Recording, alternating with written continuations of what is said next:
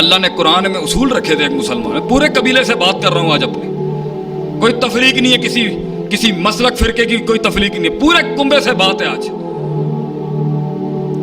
کہ اللہ نے کان آنکھ دیے تھے کہ دل ہے اور عقیدے اور نظریوں سے اس کا تعلق ہوتا ہے, یہاں سے گزرنا ہوتا ہے باطن, اور ہم نے ایسے چھوڑ دیا اپنے آپ کو کہ کچھ رنگوں کو دیکھ کے انسان خراب ہو سکتا ہے, کن الفاظوں سے انسان اندر سے اس کی فطرت خراب ہو سکتی, فرق ہی نہیں پڑا کسی, اور وہ جمع ہو کے اللہ کہہ رہا ہے فَإِذَا فَرَغْتَ فَانْصَبْ إِلَىٰ رَبِّكَ فَارْغَب. جب آپ تھک جائیں کام کر کے, جب دنیا کی روش میں آپ جا رہے ہیں اور ڈینٹ لگ رہے ہیں آپ کے نظریے کو, قافلہ چلے گا ڈینٹ تو پڑیں گے, ان کی بستیوں میں جائیں گے تو اثر تو آئے گا.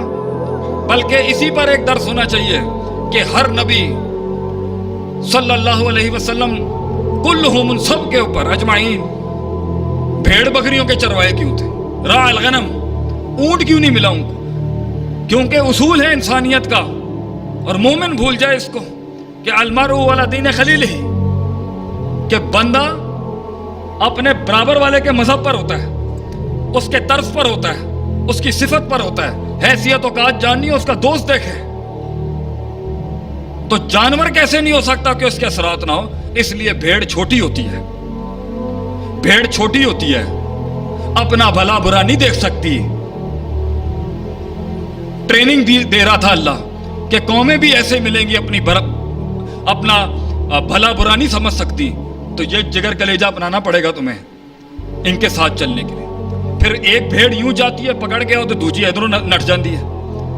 تو سکھانا تھا کہ قوم کے بڑے جو ہیں ایک سنبھالیں گے, دوسرا نکل جائے گا وہاں سے, دوسرا پکڑیں گے, تیسرا نکل جائے گا. بھیڑ چھوٹی ہوتی ہے, اونٹ بڑا ہوتا ہے, تکبر ہوتا ہے اونٹ کے اندر. اونٹ کا چرواہ بنائیں گے تو تکبر ہی آئے گا ایک لیڈر کے اندر. بھیڑ حلم کا درس دیتی ہے انسان کو, بھیڑیں اپنے ٹائم سے کھائے گی, صبر کا درس ہے اس کے اندر. ایسے نہیں ہو سکتا کہ آپ کہیں چلو بھائی کم نپٹ گیا تم چلو, نو, ایسے نہیں ہو سکتا. وقت, صبر, ضبط. بھیڑ اپنا نقصان ہی نہیں جان سکتی, چھوٹی ہے قد میں, دور اندیش چرواہے کو ہونا پڑتا ہے. کون سا درس ہے قرآن حدیث کا جس میں فقہ نہیں ہے, گہرائی نہیں ہے؟ کون سا درس ہے آپ بتائیں؟ اور مومن کی مسلمان کی سوچ کیا ہے؟ فلاں جگہ کے ویزے, فلاں کے ٹھپے.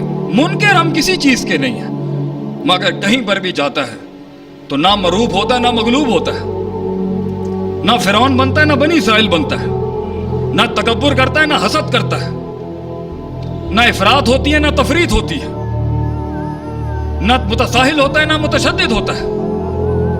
اور ہر مسئلے کے اندر اس کی ایک کلی سوچ ہوتی ہے اور ایک جزوی سوچ ہوتی ہے کہ میرے جزوی بات سے میرا کل خراب نہ ہو جائے قوم کا, اور میرے کلی معیار سے کسی کا جزوی مسئلہ خراب نہ ہو جائے. اتنی گہری قوم جس کی بنیاد ہی اقرا کے لفظ سے شروع ہوئی ہے, جس کا ابتدا پچھلی پرانی ابتداؤں سے لے کے اقرا سے شروع ہوا ہے, انہوں نے پڑھنا چھوڑ دیا. علم الانسان ما لم, علم کا پورا مصداق ہے سورہ علق کے اندر. بلکہ آدم علیہ السلام کی تخلیق کا جو باب ہے سورہ بقرہ میں, محض پڑھنا پڑھانا. وعلم آدم الاسماء, تعلیم, اور علم باب تفیل, لین دین, پڑھانا پڑھنا پڑھانے والی قوم تھی, اور ہم نے چھوڑ دیا. پتہ ہی نہیں ہے ہمیں کہ اللہ نے سورہ بقرہ میں ریبت کو پہلے کیوں ایڈریس کیا ہے, شک پہلے کیوں لایا اللہ, اور شہوت کو پھر سیکنڈری پروٹوکول پہ کیوں ایڈریس کیا, پتہ ہی نہیں. یہ اتنا بڑا قلعہ کھڑا ہوا ہے یہاں پر, فرق ہی نہیں پڑتا. مفوق کلی ذی علم علیم کے تحت ہر شخص عالم ہے, ہر شخص علم والا ہے. وہ لیتفقہوا فی الدین والی وہ دوسری چیز ہے, اس نے کچھ بڑے مسئلے سنبھالنے ہیں امت کے, مگر ہر شخص اپنے لحاظ سے اپنے علم کا مالک ہے, اپنے علم کا ذمہ دار ہے, بڑھانا ہی نہیں ہے. تو مومن یہ مختصراً بات کو ختم کرتے ہوئے, وقت بھی ہوا جاتا ہے, لوگ بھی کھڑے ہیں, معذرت چاہتا ہوں آپ کا وقت زیادہ کر لیا ہے. وقت ہو گیا جی, انسان کی سوچ بڑی ہوتی ہے. ان تعبد اللہ کا انا کا طرح ہوتا ہے, اللہ دکھتا ہے انسان کو, موزے ہوتے ہیں انسان کے ساتھ. جب کنواں مینڈک سے باہر نکلے اور اپنی برادری، اپنے علاقے، اپنے خاندان ان تعصبات سے آزاد کر کے. مومن اتنا تقلیل کیسے ہو گئی مومن کی؟ یہ کلیجہ ہونا چاہیے اس کا، وسعت، علم، دانش، تفکر، تدبر، تذکر، فہم، فکر. کوئی مروبیت نہیں تھی، کوئی مغلوبیت نہیں ہے. کردار کی اوقات ہونی چاہیے ہمارے کردار کی. ان یعنی جو اکرمکم عند اللہ اتقاکم ہے، اللہ کے نزدیک تکریم اس کی ہے جس کا تقوی ہے. اور تقوی کو ہم نے سائیڈ میں کر دیا. اور تقوی والے بھی اگر تزکیے سے، علم والوں میں بھی اگر تقوی اور تزکیہ نہ ہو تو اس پر تو زیادہ اس کے اوپر سخت طریقے سے اترنا چاہیے معاملہ. تو میرے بھائی دور سے دیکھیں چیزوں کو اور جزوی لحاظ سے پاس آ کے بھی دیکھیں. آج اگر زندگی کے اندر میں لاہور میں ایک علاقے میں گھوم رہا، نیا ادارہ کھولا تھا میں نے، اور میں پیسے نہیں مانگنا چاہتا تھا کسی سے. تو ڈیفینس میں رہائش تھی بھائی کی، وہیں پہ گاڑی گھما رہا تھا. میں ایک دن ویسے ہی رو پڑا اللہ کے آگے. وہ حضرت نوح علیہ السلام یا موسیٰ علیہ السلام کس کی دعا ہے مجھے یاد نہیں آ رہی، میں گناہ بڑھ گئے ہیں، حافظہ کمزور ہو گیا کہ اللہ تو نے ان کو مال دولت اس لیے دیا کہ یہ ہمارے رستے روک دیں. تو میں سوچ رہا کیا کیا سلطنتیں بنائی ہوئی ہیں، ریاستیں لوگوں کی، ماشاءاللہ اللہ مبارک کرے جی سب کو. اگر رضا بالقلیل ہو جائے نا، میں اپنی بات کرتا ہوں، رضا بالقلیل ہو جائے اور ہمیں پتہ ہو کہ اتنی قوم بچانے کے لیے کتنے مفکر کھڑے کرنے ہیں، تو کاش ہم یہ حویلیاں کوٹھیاں نہیں کھڑی کرتے اور لگا دیتے سب کچھ. اور تھا پہلے مسلمانوں میں یہ، ان کے ہدف مختلف تھے. کنبہ بچانا، امت بچانے والی سوچ تھی. جہاں انفرادیت آئی اور اجتماعیت بالکل سائیڈ میں ہو گئی، تو پھر اپنی دو اینٹ کی تو بننی تھی نا. کلو حزب بما لدیہم فرحون کے تحت میں اپنی ذات سے نکل کے آپ کا ہو ہی نہیں سکا کبھی، اور آپ میرے نہیں ہو سکے. اور آ گیا بھیڑیا باہر سے کھا کے اندر گھس کے. اب ہمارے ہی طرز، ہماری ہی زبان، ہمارے ہی لباس، ہمارے ہی کورز میں، ہمارے اندر ہی لا الہ الا اللہ ولا الہ الا اللہ والی پارٹی بیٹھی ہوئی. ہم سے بات کرتے ہیں ہماری زبان میں، ہم سے کلام کرتے ہیں ہماری زبان میں، اور ہم تفریق ہی نہیں کر سکتے کہ گچ مچ کتنا ہوا ہے معاملہ. لا یعرفون، جانتے ہی نہیں ہیں ہم لوگ معروف من المنکر اور منکر من المعروف. مومن تو وہ ہوتا ہے جو حق باطل کی تفریق کر سکتا ہے چیزوں کے اندر کہ یہ کیا ہے اور وہ کیا ہے.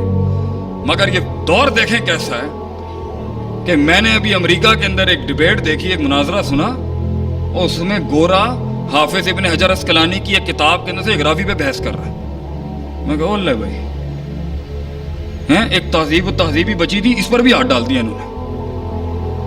تو کل کو تو مجھے لگ رہا ہے انہوں نے فتح الباری کے پیچھے نہ پڑ جائیں کہیں، کل کو خود شرح نہ لکھ دے کہیں، اور لکھ رہے ہیں بہت بیٹھ کے وہاں پر. تو ہمیں تو کلی لحاظ سے، جزوی لحاظ سے، قومی لحاظ سے، صوبائی لحاظ سے، انفرادی لحاظ سے، اجتماعی لحاظ سے، روحانی لحاظ سے، جسمانی لحاظ سے، اسی بات کے اوپر ہی صرف یہ درد ہی تو تھا جس نے میدان میں کھڑا کیا. میں کیسے دیکھ لوں یہ سب کچھ ہوتا ہوا، لیکن پھٹنا پھاڑنا سب کو ہے، کلام سب کو کرنے کا شوق ہے، مگر بیج بن کے دفن نہیں ہونا کہ میں لگاؤں 8-10 سال گمنامی کے تو کہیں پھر نام آئے گا. میں انتظار کر لوں کہ بڑے بیٹھے ہیں اوپر، وہ جانتے ہوں گے، وہ زیادہ سمجھتے ہوں گے. ہم تو جمعوں سے بھی اس لیے فرار ہیں کہ ابھی بڑے قداور لوگ بیٹھے ہیں، ہماری حیثیت نہیں ہے بات کرنے کی، وہ بہتر سمجھتے ہوں گے معاملات کو. اور اگر نہیں ہے تو ٹانگیں کھینچ کے حق کھینچنا، یہ مومن کی روش ہے.